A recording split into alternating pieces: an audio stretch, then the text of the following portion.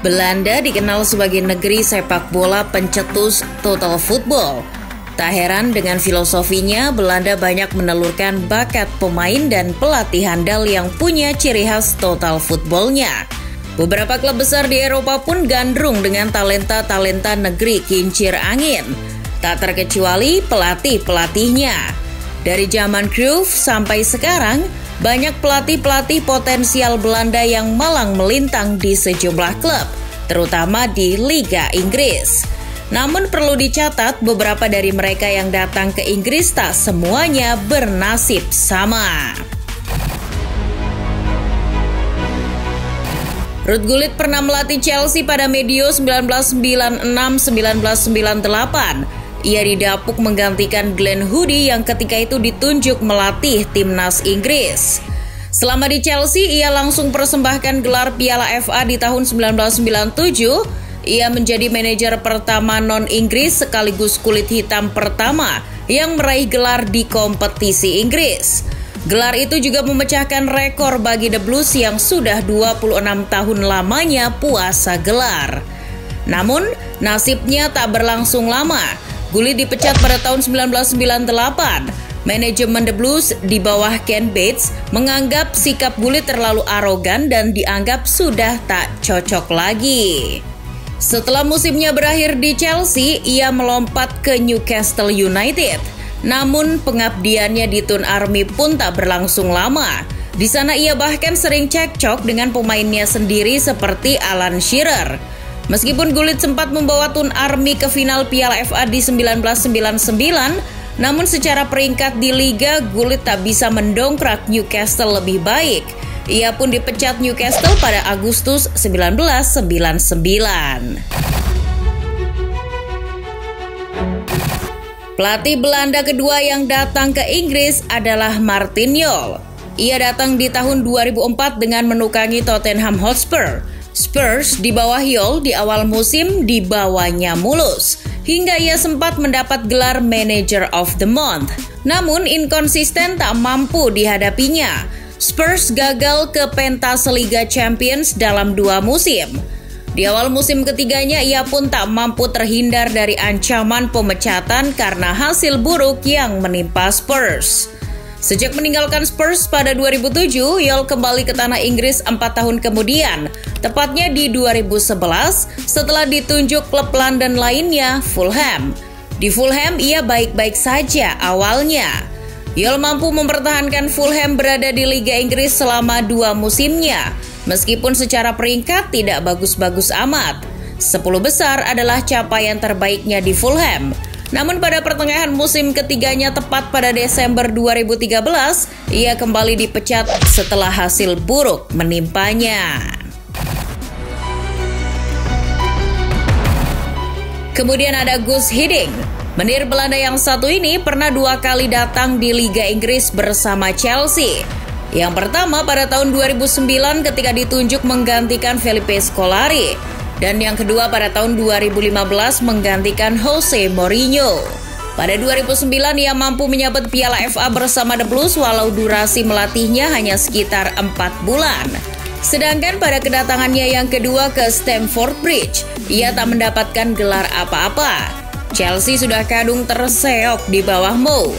Hiddink pun tak bisa menyelamatkan The Blues yang akhirnya harus finish di posisi 10 klasemen Liga. Ia pun diberhentikan di akhir musim, digantikan oleh Antonio Conte pada musim berikutnya.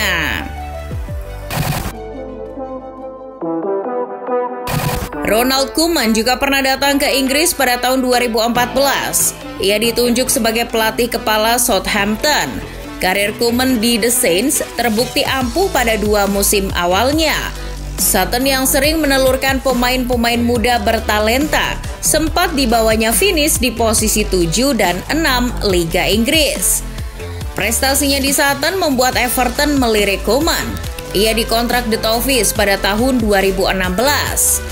Di musim pertamanya bersama Everton, Koeman kembali terbukti mampu konsisten membawa klubnya finish di posisi 7 Liga Inggris. Namun sayang, hal itu tidak berlanjut di musim keduanya. Meski Everton banyak mendatangkan pemain, Koeman tidak bisa lepas dari pemecatan.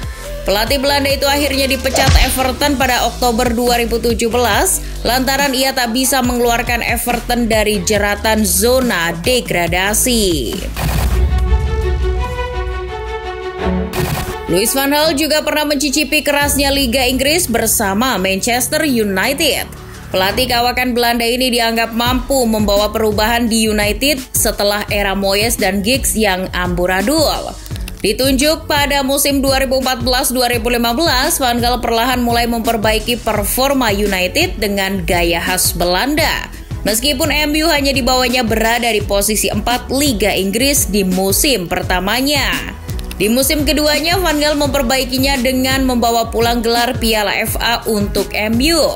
Namun dengan tidak lolosnya MU ke Liga Champions karena hanya finish di peringkat 5 Liga, pemecatan di akhir musim pun tak bisa Van Gaal hindari. Posisinya akhirnya digantikan Jose Mourinho di musim berikutnya. Kemudian ada Dick Advocaat, pelatih Belanda yang mencicipi Liga Inggris bersama klub mediocre Sunderland pada tahun 2015.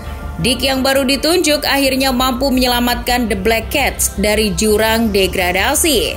Namun memasuki musim penuhnya pada 2015-2016 ia pun terbukti tak konsisten. The Black Cats kembali berada di jalur degradasi sehingga ia tak bisa mengelak dari pemecatan di tengah jalan pada Oktober 2015.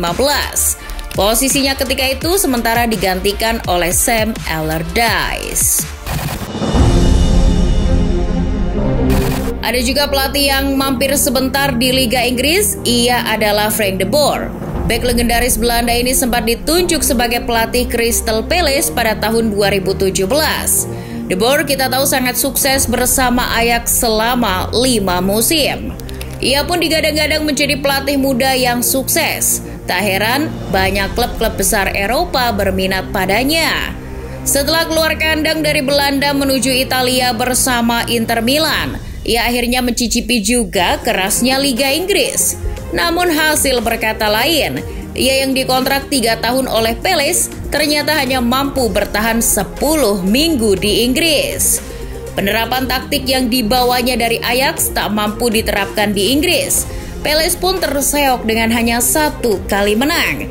Ia pun tak terhindar dari ancaman pemecatan yang terjadi pada September 2017. Posisinya pun kemudian digantikan oleh Roy Hodgson. Tahun 2022 akhirnya ada lagi pelatih Belanda yang mencoba peruntungannya di Inggris. Erik ten Hag, mantan pelatih yang sukses bersama Ajax, ditunjuk MU menjadi pelatih. Ia diharapkan menjadi juru selamat bagi United. Harapan fans pun banyak digantungkan pada Ten Hag untuk membangun kembali MU dari keterpurukan. Alih-alih membangun, justru hasilnya hampir mirip pendahulunya, Frank de Boer. Penampilan yang sangat memukau ketika di Ajax belum mampu Ten Hag persembahkan di 2 laga awalnya bersama MU. Namun begitu kondisi Ten Hag berbeda dengan de Boer. Ten Hag di MU dihadapkan banyak masalah dari faktor eksternal. Dan ia mencoba beradaptasi dengan itu. Bisa saja ia kemudian bangkit dan beradaptasi dengan baik. Bukan tidak mungkin nanti akhirnya bisa membawa Red Devils sesuai ekspektasi fans di akhir musim.